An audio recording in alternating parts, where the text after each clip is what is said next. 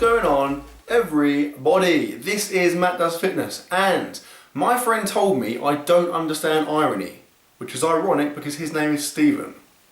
Now, I've made this video to talk about a topic which is somewhat of a niche, but I think it's something really important, and it really frustrates me. Now that is the whole kind of measuring body parts. That sounds a bit weird. Measuring specifically arms, chest, thigh, those kind of things, all right? And using that measurement as something to brag about or as a means of comparison.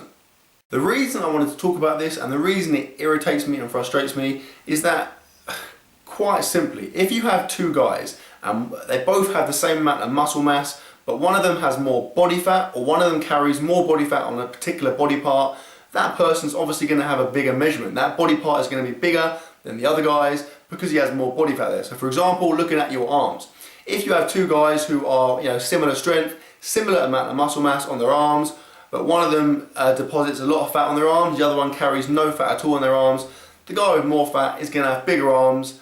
But what does that mean? That's irrelevant. It doesn't. That shouldn't be something to talk about because obviously it's not a good thing. I mean, if I use myself as an example, I don't ever measure my arms because I think it's meaningless. But having knowing I was going to do this video, I measured my arms this morning and they were just over 18 inches, both of them. Okay.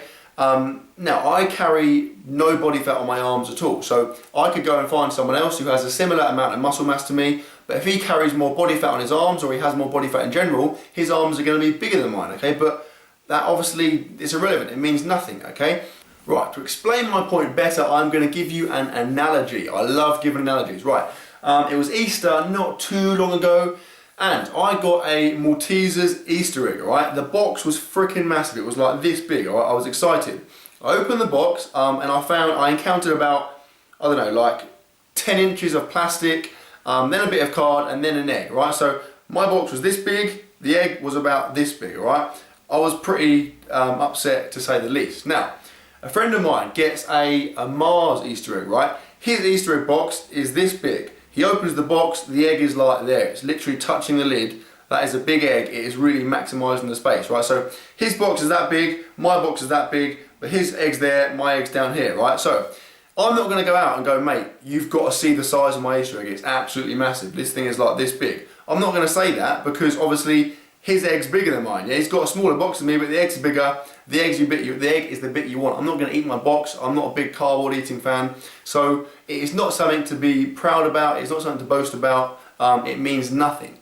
Right, carrying on from this, and this is actually slightly ironic. You could lose body fat and lose size, but actually have the illusion of being bigger. Okay, so if you take a guy that's got 20-inch arms, for example, and let's say he's at like 20% body fat, and he goes on a big cut and he loses a fair few pounds of body fat, and his arms go from 20 inches down to 18 inches, right? He's obviously going to have lost a bit of muscle mass in this process, but assuming he's still lifting weights, his arms actually might look bigger, okay? If you lose body fat and your muscles are more visible and you become more, more ripped and more vascular, sometimes that gives the illusion of being bigger, okay? So you might have two guys, one of them actually has more muscle mass, but because the other guy, his muscle is more visible, he actually looks bigger, okay? So that's another reason why these measurements are just completely irrelevant.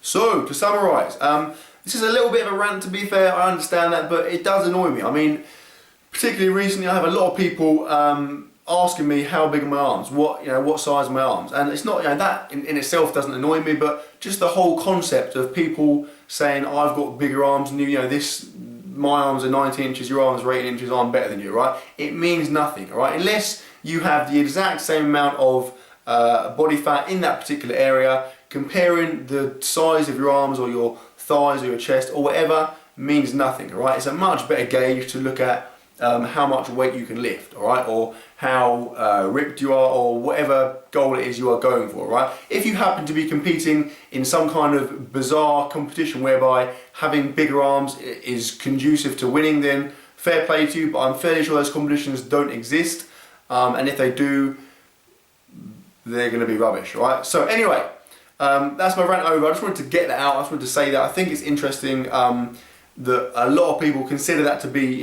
something to strive for, when actually it means very little, and like I said, sometimes you could have a guy that has smaller arms than another guy, but his arms look bigger because they are more muscular.